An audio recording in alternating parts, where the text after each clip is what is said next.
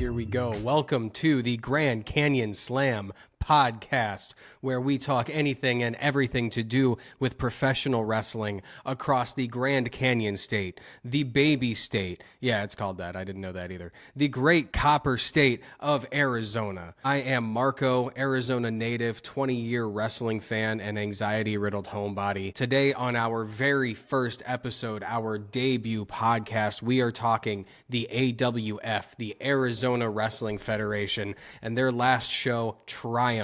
I will try not to rely on too many buzzwords here, but frankly, this show was awesome. It was a ton of fun top to bottom. We had Mustafa Ali coming into town to take on local favorite Cosmo Orion. As anyone who's familiar with the two would imagine, was a fast-paced, brilliant match, just absolutely top tier. Something that we in Phoenix are not typically treated to. Hometown favorite Alexander Hammerstone came to town to take on WWE veteran Chris Masters Adonis. That was meaty men slapping meat, as our favorite Big E would say. A brutal dog collar match we saw between Ray Black and Goosh. We had the return of Brittany Brooks as she challenged Fallen Gray for the AWF women's title. The main event for the AWF Heavyweight Championship saw Chubby Depp defending his title in a TLC match against Chris Evans. And I'm leaving some stuff out. This entire card was absolutely stacked, top to bottom, and I am super excited to get into it. But first, since this is new, obviously the way that we do this will almost definitely change, but this episode, first run, what I'll do is essentially run down the card, rattle off the results, briefly talk about what happened, share my own experience as an audience member, and my own thoughts on the show. I do want to emphasize that these are my opinions and experiences, just mine. I am not Dave Meltzer. I'm not even a wrestler myself. I'm just a fan of about 20 years. I will give the matches a rating, but I'd love to hear about how wrong I am and why. Seriously, please call me out. I tell me how much I suck. Tell me how dumb I am. The only way that we improve is through self-awareness. Also, I'm building a fucking brand here, so the more engagement, the better. But seriously, I work from home. I am recording this pod from home. I pretty much only leave my apartment when my friends have a kid or there's a wrestling show somewhere between Yuma, Flagstaff, and Tucson. I love professional wrestling. I love indie wrestling. And feel free to fast forward a little bit, but I assume that you guys probably want to know why I feel like I get to talk about this. Who the hell am I to be talking about all this stuff? Well, just to give you a quick background, I was born in Ohio, but my family moved to Yuma when I was 5. We moved to Mesa when I was 9. I found wrestling when I was 11. The Undertaker's entrance, I saw it and was immediately sucked in. From there, it was Wikipedia rabbit holes and SmackDown versus Raw every day after school and on the weekend. I became a member of the IWC when that was a thing. I fantasy booked in my little notebooks during classes in high school. I desperately wanted Hogan and Bischoff to start a second Monday Night War with TNA.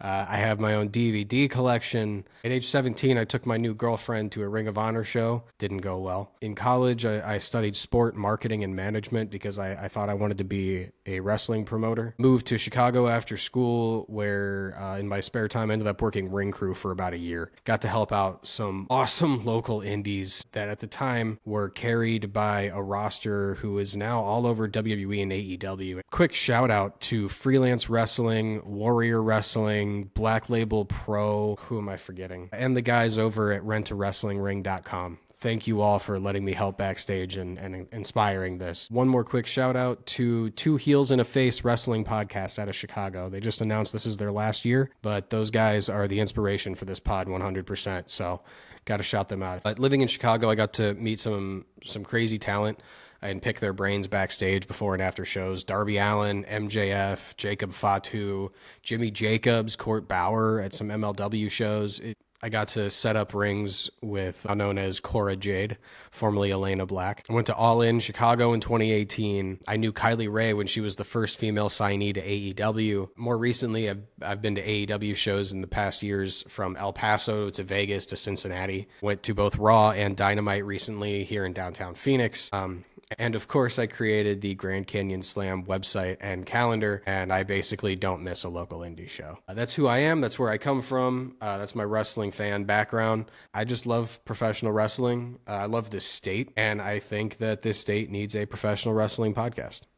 With that being said, let's give it one. Without further ado, let's get into AWF Triumph from Saturday, March 1st, live from Bull Shooters in North Phoenix, Arizona.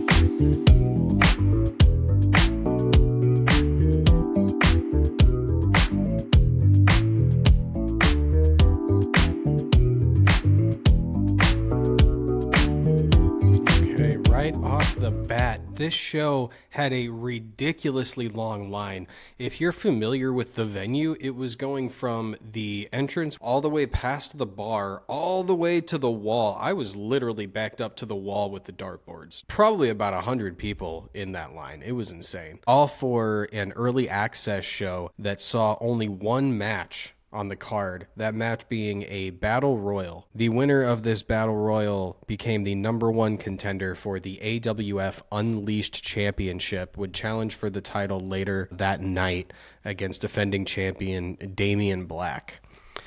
This match was a pretty standard battle royal with everybody entering at once. It was not a Royal Rumble style with various entries. Everyone came out in the beginning. One elimination of note, SOS required 3 or 4 different people teaming up to finally push her over the top rope. Final 4 were Cash Cartier, LJ Ramos, Clutch, and Moxie Stroke. LJ was the first of those 4 eliminated, an elimination that broke my heart personally. I love Ramos. Followed quickly by Cash Cartier thrown to the outside after his attempt to eliminate Moxie. We're down to Moxie and Big Money Clutch as the big heel takes the win. And moving on to the main show, it was an absolutely packed house. By the time we got to the main card and the doors had opened to the general admission crowd, it was standing room only, as AWF social media will happily tell you. It was absolutely insane. The opening match was a wild one, and what a move on the part of the AWF brass to put a dog collar match as your opener. Ray Black and Dagoosh beating the living crap out of each other. We had weapons all over the place. We saw chairs, we saw tables, we saw the dude thrown into the crowd several times. This was, simply put, Ray Black taking out all of his frustration on the Goofy Goosh. Goosh insists on partying. His party will never die. And that just infuriates Ray Black to no end. Goosh, as always, has a great time interacting with the crowd. That dude is so much fun. I felt that this match was a terrific opener because it was not only exciting with the dog collar gimmick, it was slow-paced enough to not wear out the crowd and to get everybody who was there and ready for a show nice and primed, because by the time this one was over, everyone was drooling for more action. The match ultimately lasted about 20 minutes, give or take. Ray gets cocky, goes to the top rope. Goose tries to stand, but he just can't.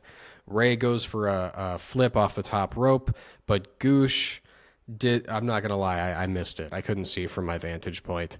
But Goose somehow reversed it into a win as I was shuffling seats with people. So my apologies to Ray and Goosh, but that match was fun as hell, and I'm heartbroken that I missed the finish. But congrats to Goosh on a huge win over Ray Black. This dude deserves a push to the moon, or whatever the Arizona equivalent of the moon is, to Salt Lake City. I don't know. Goosh is just a fun dude. He's great in the ring, interactive with the crowd. He is just a ton of fun to watch. The way that Goosh intertwines the dance moves with his offense is simultaneously creative as hell and just so much fun. It's interactive with the crowd. It makes them feel involved. They get to do the dance moves with him, and it is just a ton of fun. I'm really glad that Goosh pulled out this win. This was a huge match for him, and I hope that in a year we're looking back at this match as a huge stepping up point. A huge step in evolution for Goosh, and a huge step in his career. Moving on to the second match of the night, we had a fatal 4-way tag team match for the AWF Tag Team Championships, defended by Execution against Picture Perfect, that's Taylor Kingsley and BGT, also defending against Marty Snow and Aiden Colt, and against the fourth team of Roy Davidson and Lawrence Taylor. I did not expect LT to be wrestling. That is a lot of fun. For those who are familiar with AWF, LT is the head trainer at the AWF Academy. He is an awesome guy. He'll scare the crap out of you, but he means well, I promise. And to say he knows his shit is an understatement. We had a pretty standard four-way tag where every team is getting some tag team offense in. Execution, as always, gets their hard-hitting offense in, absolutely demolishing pretty much everybody else in this match. I was a little heartbroken that I don't believe I ever saw LT get tagged in. I really wanted to see him wrestle, but it's all right. He's earned that. Kingsley and BGT are always fun as hell, and what a great team those two make. Their offense, in my opinion, complements each other so perfectly, with Kingsley being a little bit more high flyer and BGT being a little bit more brawler. I think that they complement each other very well. Execution did just recently win the titles, I believe last month. So I personally went into this match feeling there was no way they were going to lose. It had to be pretty straightforward. Fatal four-way, simply to showcase as much talent as they could and to help Execution's title reign look stronger, right? Nope. Marty Snow and Aiden Colt are your new AWF tag team champions. Don't ask me how. I didn't see it coming. Snow got Davidson in some kind of spinning slam. Colt hit him with a huge head kick for 3, and we have new tag team champions. The tag champs were not pinned, so I'm sure they will be demanding a rematch at the next AWF event. But for now, we will cross that bridge when we come to it. And as of now, our new AWF tag team champions are Marty Snow and Aiden Colt. Typical fatal four-way tag match. Everyone got their offense in. In the end, I would have hoped that the titles were retained just simply for the sake of making this title reign as significant as possible. But as always, let the story play out. We'll see where it's going. Next up, we have the AWF Unleashed Championship match, where Damian Black defends his title against the winner of the Early Access Battle Royal, Big Money Clutch. Black obviously took over quickly since he was much fresher. Of course, Clutch coming off that pre-show match. But of course, that's an advantage that Black desperately needed, as Clutch has a huge size advantage over him. Black does have the speed advantage, and I've got to tell you, that dude is technically sound as hell. Good luck taking him to the ground in a shoot. It won't happen. Black keeps using his speed and his grappling to take over Clutch and to do his best to dominate, to wear Clutch down, but Clutch keeps fighting his way out with pure power. Finally, Black manages to reverse a couple throws into some of his classic deadly strikes. He's hurt, but manages to hit a huge springboard elbow. Clutch gets his leg on the rope for 2. After some more CM Punk-esque strikes from Black, Clutch lands a big shoulder tackle, which was apparently enough to get the job done. Clutch wins. I couldn't believe it. Black's reign with the title, I'm not sure exactly how long it's been, but he's been defending it at every show I've been to, and every time his match steals the show. He manages to make his match unique, to really emphasize his opponent's skill, and to tell a story throughout the match. For example, the story of this match being that Black wanted to use his speed to wear down Clutch and win quickly before Clutch could rest too much and regain his stamina. I really was heartbroken to see Clutch win, because the dude is just such a good heel that I don't want him to win. And because Damian Black is just such an entertaining champion. He's exactly the kind of talent that you want on your show every single time. Right in the smack middle of it to keep things interesting right when folks are getting tired, because he is just so damn good. Next up, another championship fatal four-way, though not a tag team match. This time we had JC Westerfield defending the AWF state title against Fresco-Matic, Lorenzo, and King Khan. Fresco comes out to chants of "Cut! Cut!" That dude is a ton of fun, and the crowd is crazy into him. Right off the bat, King Khan is one of my favorites because of this shit right here. The dude is like a spider monkey. He's like a real-life anime character. I don't know how somebody can move like that without being on uppers. Seriously. As you could probably guess if you're familiar with even some of the talent in this match, these guys got multiple "this is awesome" chants. JC Westerfield is a ton of fun. The dude is just an old-fashioned powerhouse, a true throwback to the traditional wrestling days. I love him. Let me rephrase. I love to hate him. Fresco-Matic has the crowd in the palm of his hand everywhere he goes, and Lorenzo understands his character better than almost anyone I've seen in the Arizona Indies. That dude understood the assignment. Ultimately, the match was a pretty typical indie fatal four-way, similar to the tag match. Every guy got his offense in, every guy got to highlight himself, which was exactly what this match called for, considering who was involved. It was so much fun. They got the entire crowd standing. So I again missed some pretty exciting stuff. But by the time I figured out what's going on, I saw Zoe and Khan hit stereo crossbodies off the top rope onto the other two. All four men are down. Another "This is awesome" chant. Each man takes turn hitting his signature on the next guy, with JC coming out on top with a huge tope suicida to the outside on Fresco. This got a "holy shit" chant, the second one tonight. And again, I missed the ending because of the asshole standing up in front of him. But ultimately, JC Westerfield came out on top. I believe he pinned King Khan, who last month, he defeated for an opportunity at this AWF State Championship. So Khan has now fallen to JC twice in recent months, a fact that I'm sure JC will not let Khan forget anytime soon. This match was a ton of fun. I'm repeating myself. This match, like all the other matches, was obviously a ton of fun. I'm trying not to repeat myself, but I can't help it. Maybe the matches should be less fun. JC Westerfield's reign of terror continues and will continue on through AWF's next show as it's coming out of Taproom 120. More on that later. But if you were at their last Taproom 120 show, you are well aware that JC Westerfield and Rampage Michaels are running the show over there. But again, we'll touch on that later. Moving on to the next match. I have a feeling that this match, many of the fans bought tickets for specifically. Not all of them, far from all of them, but many of them. The man formerly known as Chris Masters, now known as Chris Adonis, taking on the hometown beast, the absolute stud, the brick house that is Alexander Hammerstone.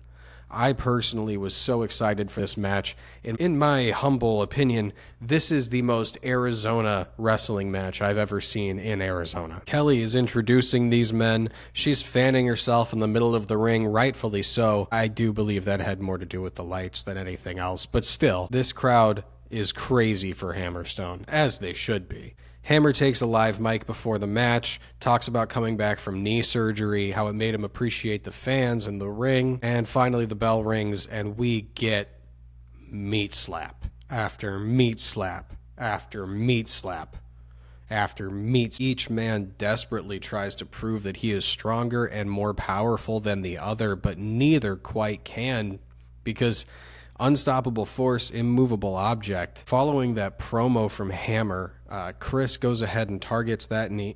Chris targets the knee at multiple points throughout this match. At one point, they run the classic injury angle where everyone, myself included, legitimately was worried that Hammer was hurt again. Of course, this just pisses Hammer off, lands a huge clothesline. Both men are down. The ref is counting. They get up at 8.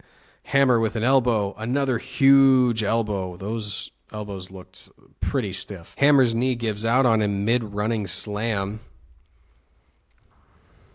allowing Chris to hit a huge slam of his own for 2. Ultimately, Hammer forces his way back to his feet, hits a huge reversal into a rolling suplex, but only for 2. The crowd is dying for the finish, begging for it. Literally, some people shouted, "Finish this." Hammer misses. Masters fails to lock in the master lock, or whatever he's legally allowed to call it now. Hammer rolls him up again for 2.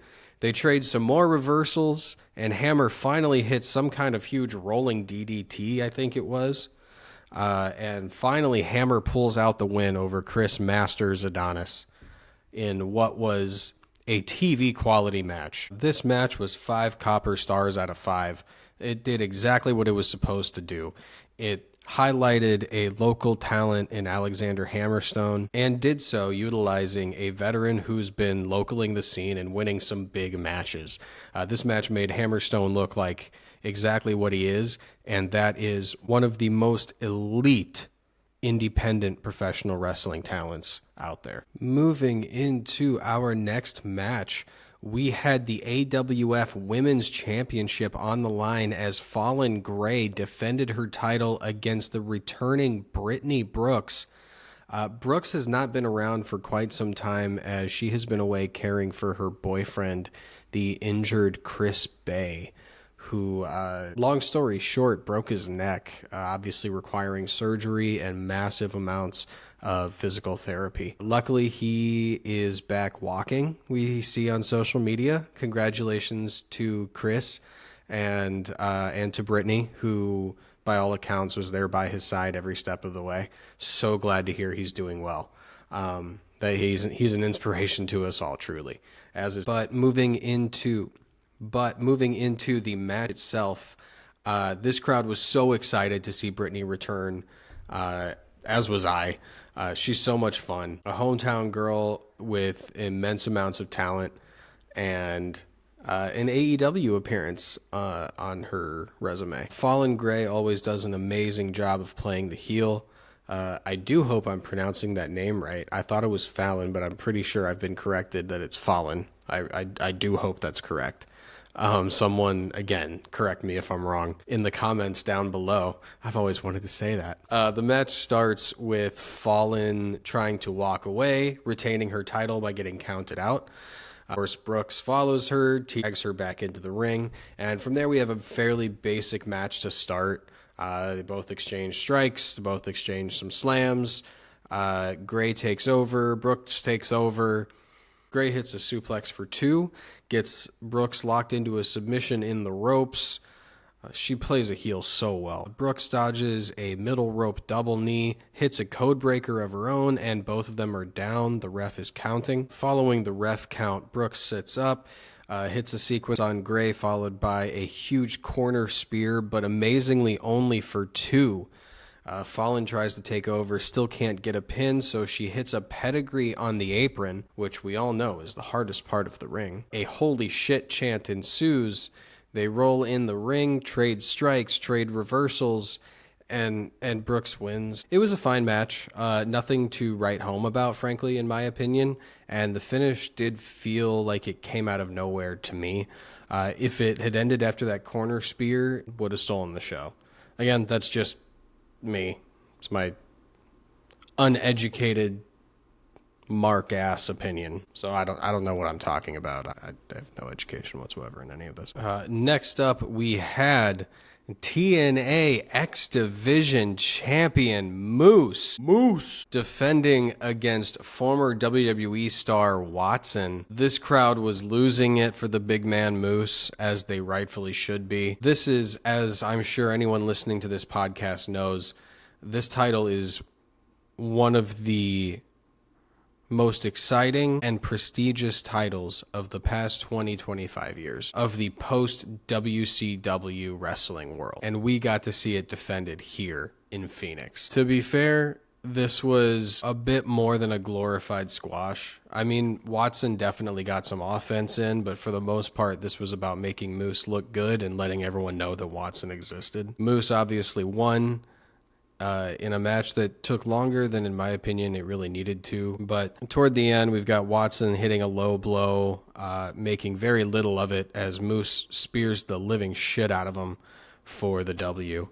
Again, this match a little longer than it needed to be, in my opinion, but a fun one nonetheless, and very exciting to see this title defended here in Arizona from the higher-ups over in TNA. TNA also granting us the presence of the great Mustafa Ali, of former WWE fame, current TNA, and a man who has a special place in my heart personally. One of the promotions that I shouted out at the beginning of this show, Freelance Wrestling in Chicago, was put on the map by Mustafa Ali just prior to his signing with WWE in, I believe it was 2017 or 16. Freelance wrestling became known on the indie circuit at the time because of, in part, Mustafa Ali. The man came back to visit. To this day, I believe he's helping them train at their Academy, and he is hands down one of the most underrated wrestlers in the world today. He deserves far more credit than he gets, and he gets a decent amount. But we were not only graced with his presence, we were lucky enough to see him take on Cosmo Orion, local guy, more or less local. I believe he's from El Paso. But he does come around fairly often as part of a tag team. Here we got to see him go alone. Apparently, they played the wrong music for Ali, as he mentioned before the match, but the crowd was insanely amped for this, as was I. This was exactly my kind of match. Fast-paced, technical, a little bit of high-flying, a solid story told of a veteran testing a young up-and-comer and seeing what he could do. Honestly, I wish I could tell you move for move what happened, but they were moving so fast I couldn't take notes and keep track of everything going on all at the same time. This match was very much about getting Cosmo over as being on the same level as Ali. Cosmo was able to hang in there step for step. It was incredibly impressive. The "This is awesome" chant was very well deserved. I personally was getting tired at this point in the show. The false finishes started to really drain me. But ultimately, Ali won with a 450 splash. Go figure. And again, what based on the crowd response, what everyone would agree was the match of the night. What an exciting treat to get to see Mustafa Ali live. It was just fantastic. Not a lot of story behind this one. I'd be surprised if we got to see Ali back here again, especially anytime soon. But I'm keeping my fingers crossed that we do get a long-term program with Mustafa Ali here in Phoenix. All right, with all that being said, it is time to move into our main event of the evening, a TLC tables, ladders, and chairs match between the defending AWF heavyweight champion Chubby Depp and challenger Chris Evans. Long story short, it's a TLC match. There were tables, there were ladders, there were chairs. It was wild, and each man got put through a ridiculous amount of each of the three. There was one point early on where Chris clearly had an opportunity to go for the title, but chooses to continue beating down Chubby. Chubby starts to work his way back, whips Chris into a ladder, and body slams him into another ladder. Chubby hits a crossbody, sets up a table, but Chris hits him with a chair from behind and a ladder before he can do anything with it. Chris keeps using weapons on Chubby until hitting a crossbody through another ladder. A ladder was broken on Chubby's back. It was weapons everywhere. Weapon. It was a TLC match. Chubby puts Evans through a table, goes to the top rope, but Evans gets up and superplexes Chubby through the table that Chubby just set up. Evans climbs the ladder to the title, but he's so tired or concussed or something that he's too dizzy to grab it. He keeps flailing around and missing it. Chubby climbs up and meets him at the top. Both men go down together. Chubby gets up first, makes a John Cena reference, hits an AA, sets up another table, and out comes Fallen Gray to help her boyfriend, Chris Evans. She's helping Evans get up. She's helping him do something. I can't really tell what they're trying to set up. But out of nowhere, here comes Brittany Brooks to even the odds, to take out Fallen Gray, and to allow Chubby Depp to retain the AWF heavyweight title. I don't know if these guys are paid on commission, like for every chair you break, you make 5 cents, but they were acting like it. A lot going on in this match, a lot of bodies involved, a lot of chairs that we're never going to get to see again, and generally just mayhem. It was a wild match, way too much going on to keep up with. Overall, this show was phenomenal. Again, it felt a bit long to me, but to be fair, I did get there early. Bullshooters, as always, a terrific host. AWF, as always, a wonderful promotion. The talent, top to bottom, showed up, showed out, showed off. It was fantastic. My match of the night was definitely Orion Ali, but overall a really, really good show with big names, local names, great wrestling, a super hot crowd. It was top to bottom so much fun. And it ended with a brief brawl and ultimately a shouting match between Gray and Evans and Depp and Brooks. So AWF has already announced that their next show, coming on Saturday, March 22nd, from Tap Room 120 in Gilbert, or Mesa, depending on who you ask, that will be Reckoning. And the main event will be Chubby Depp teaming up with Brittany Brooks And they will both be defending their titles against Chris Evans and Fallon Gray in a tag team match. The winning team will win both the AWF Heavyweight and AWF Women's Championships. I do not know of any other announced matches as of yet, but for those who were not there, Rampage Michaels faced the owner of Taproom 120 in a tag team match and won, winning not only the match, but ownership of the bar itself. So AWF has a ton going on and another show coming up in just 2 weeks out in Gilbert/Mesa. Aside from AWF, we have Phoenix Championship Wrestling, PCW, coming back to Mesa next Saturday, the 15th. As well as the next day, on Sunday the 16th, we're going to have Lucha Libre Voz coming back to Bullshooters. The week after that, we have the aforementioned AWF on Saturday the 22nd. Also on Saturday the 22nd, Apex Wrestling has their first show of 2025, returning to Mesa. These two shows will be starting at the same time, going head-to-head, and not too far from each other. So choose wisely. I've already got my ticket for AWF because they released their schedule earlier. I just heard about the Apex show a week or two ago, so I unfortunately will be missing that. But hopefully I'll be able to make the next one if these guys would stop scheduling on the same goddamn night. I feel like Apex and AWF always run on the same night. If there's a story behind that, somebody please tell me. But it drives me fucking insane because I want to go to all of these shows, and I can't. When they're head-to-head. It's obnoxious. Knock it off, please. I want to give you my money. Stop making it so hard. Get your tickets for all the upcoming shows as soon as possible. Get online, follow all these promotions, follow all your favorite wrestlers, follow anyone who sticks out to you on Facebook, Twitter, Instagram, YouTube, etc. Thank you all for listening. This was our first go. First episode is always going to be choppy. First attempt at anything is always going to have some issues and some holes. So if you've made it this far into a half-hour plus episode with a guy who has no idea what the hell he's doing, I thank you sincerely from the bottom of my heart. I love you all. I love this business. I love this sport, quote unquote. And I cannot wait to go on this ride and on this journey with all of you. I'm so excited to make new friends, to experience new things, and to share each and every moment of it with everybody out there in this beautiful state of Arizona who loves this beautiful sport of professional wrestling. As always, like, subscribe, comment, share, all that fun stuff. And always remember to check out the website, thegrandcanyonslam.com.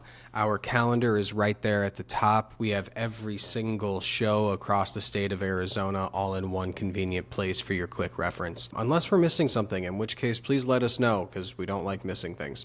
So again, like, share, subscribe, etc., etc. And thanks again for listening. See you out at the next show. Come say hi. Have a good one.